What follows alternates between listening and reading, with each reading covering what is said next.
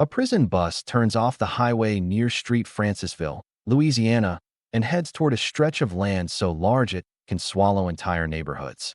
There are no city sounds here, no storefronts, no exits, just open fields, tall trees, and one road that keeps going deeper until the signs finally appear.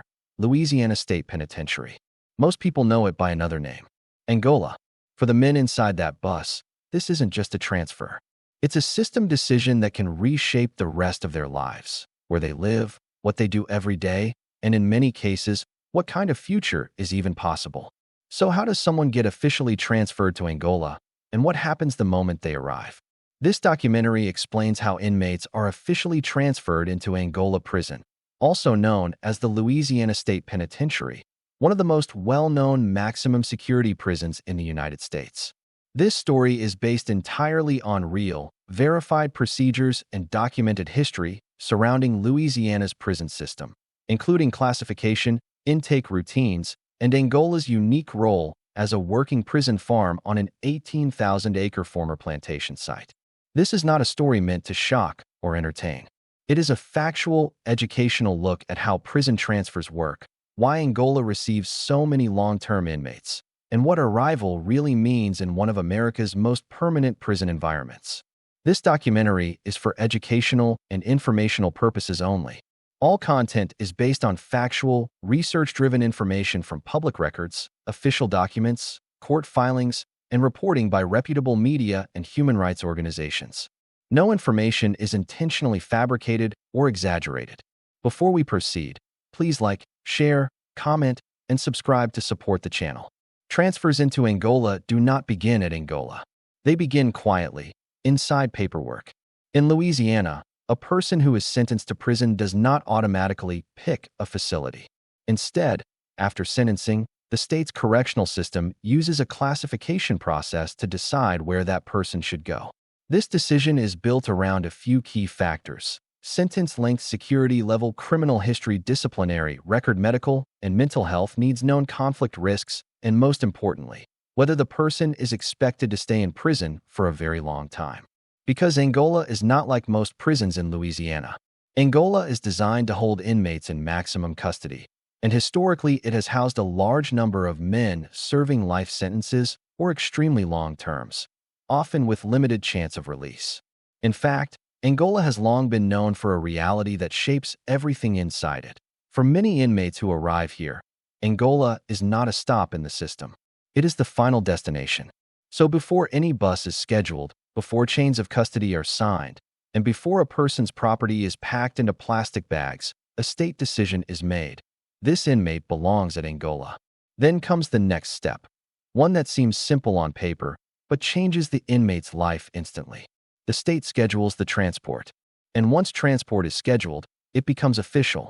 There is no maybe, no last-minute appeal, no turning back with a phone call, because the transfer is not just movement.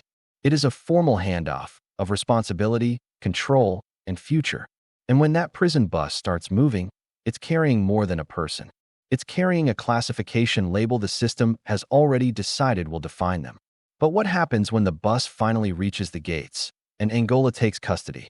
That's where the real transition begins. And it begins with intake. When the transport bus finally reaches Angola, the first thing inmates notice is not the buildings. It's the land. Angola sits on roughly 18,000 acres, a massive rural property surrounded on three sides by the Mississippi River, a geography that has made it both isolated and difficult to leave. This isolation is not an accident. It's part of why Angola became what it is today, a place designed to hold large numbers of people under high security for long stretches of time. But for an inmate stepping off the bus, history doesn't matter yet. Only procedures matter. Because at this moment, the inmate is no longer in the hands of transport officers. Angola officially assumes custody. That handoff is documented, signed, and time-stamped. It is a strict chain of custody process, because legally and operationally, the state must be able to prove exactly when control of the inmate transferred from one authority to another. Then intake begins, not with conversation, with control. Angola intake typically follows a strict routine. The inmate is searched, personal property is logged, identifying information is verified, the inmate is assigned temporary holding while the institution starts evaluation. This is not unique to Angola. It is standard correctional procedure. But at Angola, the scale and seriousness feel different because this facility is built around long-term confinement. Angola is a maximum security prison farm, and it operates like a self-contained world. An intake is where inmates first feel that reality. Because in the first hours, staff are not asking, "Who are you?" They are asking, "Who does the system say you are?" That's what classification is for. In Louisiana, inmates are assigned custody and housing based on written classification procedures. Their custody level affects where they live, who they live with, how closely they are supervised, and what jobs they may be assigned. So intake is not just about paperwork. It's about sorting, separating, reducing risk. Angola staff must quickly determine who needs protective placement, who has medical concerns, who has conflict history, who is mentally stable enough for general population, because a mistake here doesn't just affect the person transferring in. It affects the entire facility. That's why the early stage of Angola intake often feels less like arriving somewhere and more like being processed into a permanent system. And then there's the next reality: work. Angola has long been built around labor, especially agricultural labor. Many inmates, depending on custody level and eligibility, work structured schedules on the farm lines, alongside other prison jobs and programs. So early intake isn't only about housing. It is also about deciding what the inmate will be used for. And for inmates who understand Angola's reputation, this moment can produce a quiet fear that never gets said out loud. Because even if they arrived in chains, now they're being assigned. And what they're assigned to can shape years, sometimes decades, of their daily life. But intake isn't the final step. It's only the first filter. Because after intake comes something even more powerful: the classification decision inside Angola itself, where one file can determine whether you'll live in relative stability or enter a housing environment defined by constant pressure. And that decision is often made before the inmate ever learns the rules of the yard. So what happens when Angola finishes the evaluation and decides exactly where you belong? After intake, many inmates quickly learn a hard truth about prison transfers. The bus ride is not the real transfer. Classification is.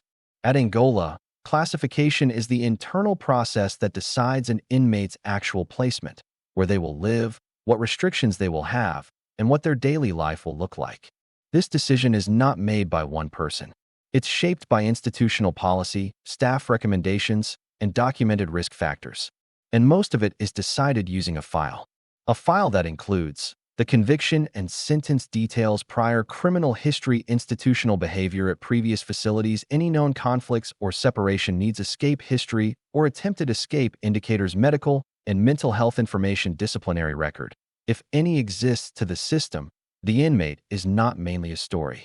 The inmate is a profile. And at Angola, that profile carries extra weight because the institution holds a large number of inmates serving long terms, including life sentences. So classification isn't only about safety. It's about management over time.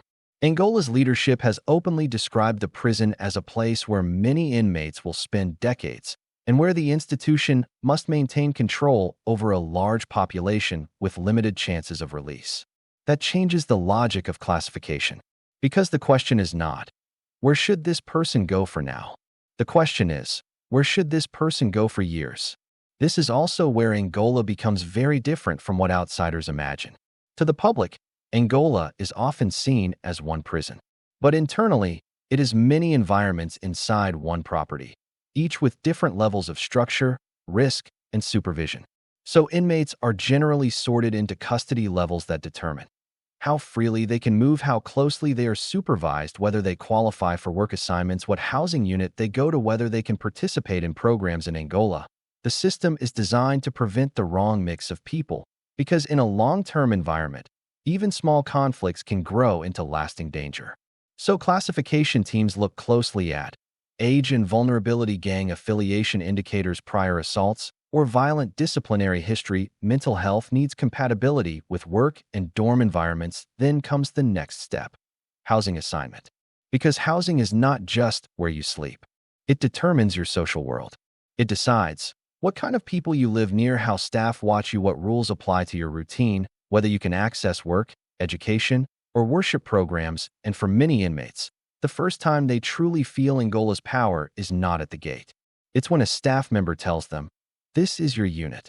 Because once housing is assigned, the inmate's life becomes predictable, sometimes painfully so. Wake-up routines, count times, yard schedules, movement procedures. And for someone arriving from a parish jail or smaller state prison, Angola can feel like a different country. It is bigger, more isolated, more permanent, and most importantly, it is built to run on a strict rhythm. But classification isn't only about security. It also shapes labor. Because Angola is a prison farm, and that means the inmate is not just being housed. They are being placed into an economic system, a working institution. Which brings us to the part of Angola that often raises the most public attention, the work lines. Because after classification, many inmates don't just get assigned a bed. They get assigned a job. And for a lot of people, that is the moment Angola stops being a name and becomes real life. So what does work assignment actually mean at Angola? And how does it shape the entire prison experience? After classification, the next major step is one that Angola has been known for across the United States. Work. Angola is not just a maximum security prison. It is also a working institution built around farming, maintenance, and industrial labor. That's why it is often described as America's largest prison farm. The facility sits on a former plantation site and still operates large-scale agricultural activity on prison grounds, growing crops and raising livestock, using inmate labor as a major part of daily operations. So when a new inmate arrives and is fully processed, the question becomes, where do you fit into the work system? Because Angola is structured around work assignments that keep the institution running. This includes tasks such as field work and farming details, groundskeeping and facility maintenance, kitchen, laundry, sanitation, mechanical and carpentry work, internal services that support housing units and operations in a place the size of Angola. These roles are not optional extras. They are part of the prison's daily survival. And for inmates, the assignment often becomes one of the most important parts of prison life. Not because the work is glamorous, but because of what it affects. Your daily movement, your contact with staff, your social position inside the institution, access to privileges, eligibility for certain programs in prisons. Daily structure can reduce chaos by giving people predictable routines. Angola is built around that idea, but it is also built around history. Historically, Angola's reputation has been tied to farming labor carried out by incarcerated people, supervised by officers on horseback or from perimeter points, an image that has been documented repeatedly over decades. For many viewers, that image immediately raises serious questions. And those questions are not imaginary. Angola's labor system has been the focus of ongoing public debate about incarceration, history, and what work should mean inside a prison, especially given the prison's origin on land once worked by enslaved people. In other words, work at Angola isn't just a routine. It is a symbol. And the inmate understands that fast. Because work assignment is not only about labor. It is about control. A person who spends their day in a structured work detail is moving under supervision, following direct instruction, and staying occupied for long stretches of time. In correctional management, that matters. Because the system's logic is simple, a prison that is too idle becomes a prison that is too unstable. So Angola uses work the way many prisons do, as discipline through routine. But Angola does it at a scale that makes it central to the institution's identity. And this changes the inmate's experience immediately. Instead of sitting in a unit all day, many inmates are folded into a schedule that starts early. Morning count, movement orders, supervised travel to assignment areas, controlled lunch periods, return, and count again day after day, week after week. And slowly, the inmate learns something Angola is designed to teach. You do not control time here. The institution does. But not every inmate ends up in the same work situation. Some are assigned to work lines outside. Some are assigned to internal services. Some may be restricted because of medical conditions, security status, or disciplinary issues. And that difference matters, because Angola contains very different realities depending on where you land. Which leads to the next part of the transfer story that is rarely explained clearly from the outside. How Angola separates people by status, by risk, and by behavior after the initial transfer is complete. Because the most important part of Angola is not the intake. It's what happens after the system decides where you belong. And for some inmates, one mistake early on doesn't just lead to discipline. It leads to being moved into a tighter world inside Angola, a world defined by restrictions.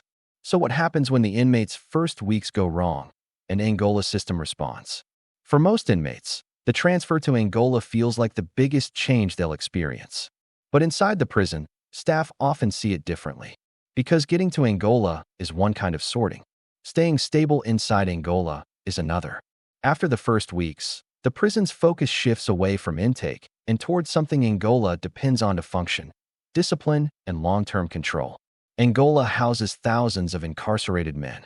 It is remote, massive, and designed to operate with tight oversight. And like any maximum security institution, it relies on a clear internal message. Rules are not suggestions. They are the system. So once an inmate is placed into a unit and assigned a daily schedule, the prison begins tracking the thing that matters most in long-term custody: compliance. That includes showing up to work details, following movement instructions, respecting count procedures, avoiding contraband, avoiding conflict, obeying staff directives. Even minor behavior can affect the inmate's future. Because Angola's internal decisions are layered. It is not just, "You're in Angola." It is, "What kind of Angola are you in?" That's because within maximum security prisons, there are levels of restriction, and movement between them can happen quietly through internal decisions. If inmates accumulate disciplinary violations, they can lose privileges, job placement, housing, stability program access, movement freedom, and in more serious cases, inmates can be moved into more restrictive environments. These placements are not always permanent, but they can shape mental health, social stability, and the inmate's ability to function day to day. And it's here that Angola's system becomes more psychological than physical. Because maximum security prisons are not controlled only by barriers. They are controlled by consequences. A major part of prison management is the use of incentives and penalties, rewarding rule following and limiting freedom when behavior becomes risky. That system exists across the United States. But at Angola, the stakes can feel higher because many inmates are serving extremely long terms. So the institution's approach often becomes, if you are going to be here for decades, you must be managed for decades. And that leads to Angola's deeper reality. It is not designed for short stays. It is designed for containment over time. For inmates who adjust well, the routine becomes predictable. Work, count, meals, sleep. The days become repetitive, but stable. But for inmates who struggle, especially new arrivals who feel fear, insecurity, or pressure to prove themselves, discipline can become the defining feature of their Angola experience. And one of the most important turning points is how the inmate responds to the prison's social environment. Because prisons are not only controlled by staff, they are also controlled by inmate culture. New arrivals quickly learn that Angola has a long-established internal society, formed by decades of long-term imprisonment. And that society has its own rules: reputation, alliances, disputes, informal hierarchies, survival strategies for the prison. This creates constant risk. Because inmate culture can either help stability through predictable routines and settled social norms, or disrupt it through conflict. So Angola's staff monitor behavior constantly. Who is involved with who? Who is building influence? Who is becoming unstable? Who is being targeted? That means that even if a transfer is complete on paper, Angola continues the transfer process internally by reshaping inmates through control. Move them, separate them, restrict them, reward them, reclassify them. In a sense, the inmate never stops being evaluated. And then, sometimes, Angola begins to do something outsiders rarely connect to transfers. It starts offering the inmate a different kind of path. Not freedom, not release, but structure that can reduce violence and help long-term stability. Programs, religion, education, treatment.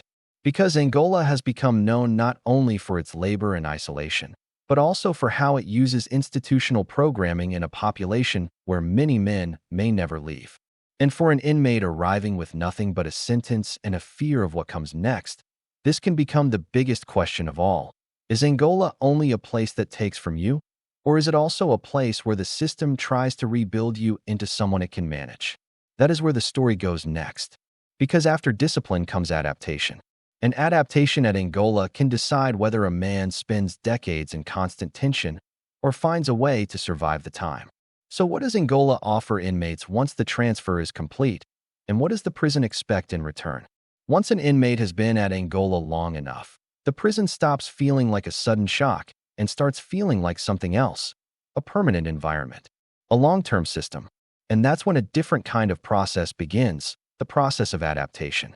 Because even though every inmate arrives through official paperwork and transport procedures, the truth is this: no transfer is complete until the inmate learns how to live inside the institution. At Angola, that learning curve is steep. Many men arrive from parish jails or smaller state prisons where routines are less stable and turnover is higher. Angola is different. It's large, it's structured, and the population includes many men serving long sentences, meaning inmate culture is older, deeper, and often less forgiving. So inmates begin the long game, not the kind shown in movies.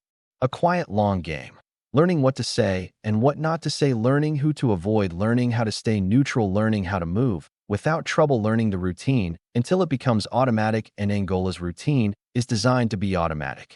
Count times, movement rules, work schedules, housing procedures.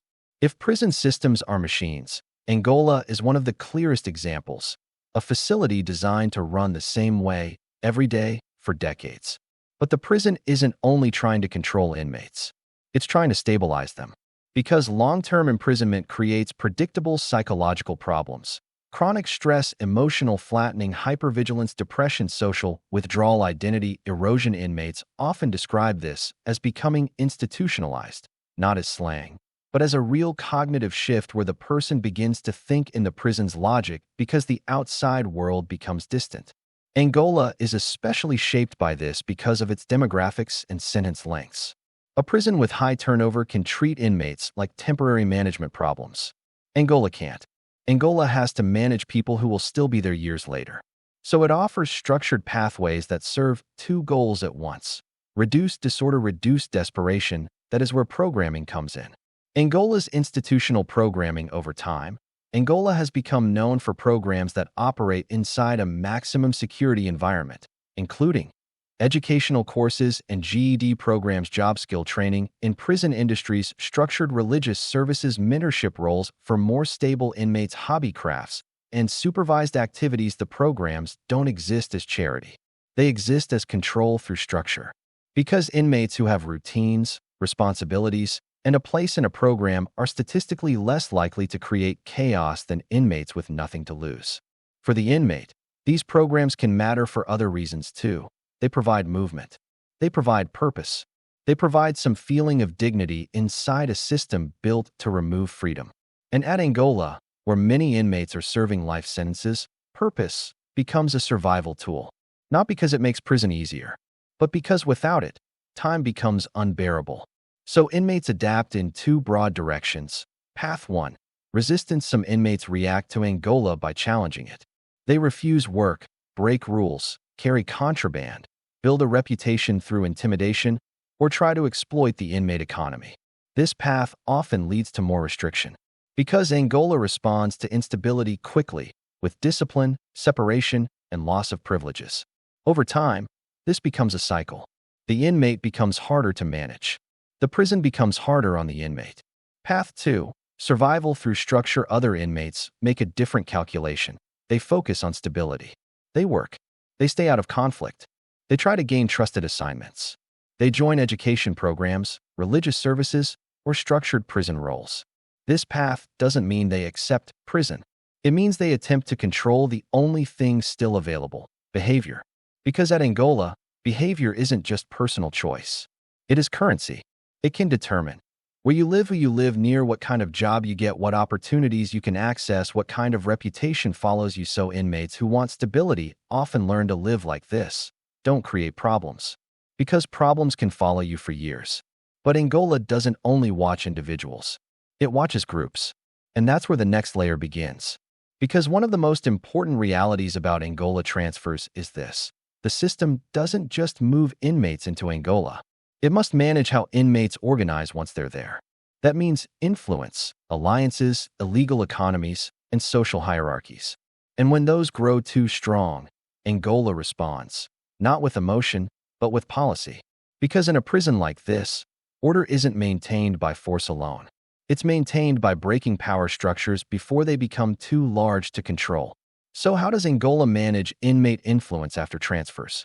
And what happens when an inmate becomes known inside the prison? After the first months at Angola, something becomes very clear to most inmates. This place has its own society. Not officially, not on paper, but in real life. And that matters because prisons do not only hold people, they hold relationships, reputations, alliances, and informal power structures. At Angola, where so many inmates serve long sentences, those structures can become stronger than in prisons with high turnover. People have time to build status, time to create networks, time to influence others. That is why the prison's job is not only to classify inmates at intake. It is to keep reclassifying them over time. Because when an inmate begins gaining influence through intimidation, contraband networks, or recruitment, staff do not treat it as a personal drama. They treat it as a threat to institutional control. In a prison system, there is one rule above all. The facility must remain the authority. So Angola manages influence using methods common in maximum security prisons. Intelligence gathering from routine observations, searching for contraband and illegal trade, tracking associations, and conflict patterns, separating individuals who create instability, changing housing assignments to disrupt networks, reassigning work details to reduce control and leverage. This is why inmates often say something like, Angola watches everything. Because even when daily life seems calm, Angola is running a second system under the surface, a constant evaluation of who is stable and who is becoming a problem. And that matters for new arrivals. Because when a man is transferred to Angola, he doesn't just enter a building.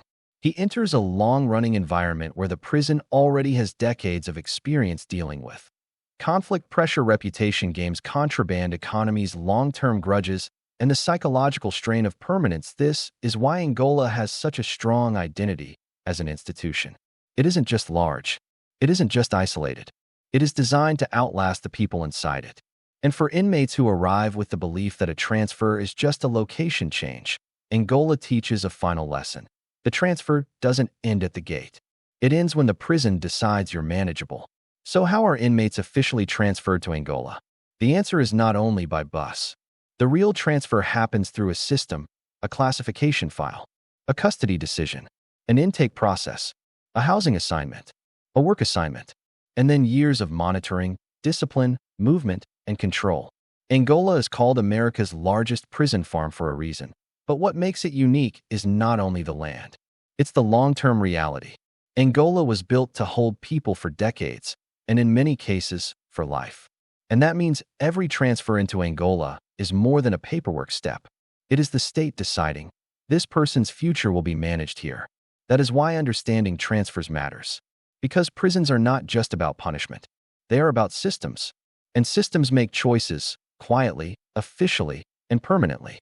If you want more real, verified documentaries that explain what really happens inside the criminal justice system, from procedures to policies to consequences, make sure to like the video, subscribe, and comment below with the next topic you want covered.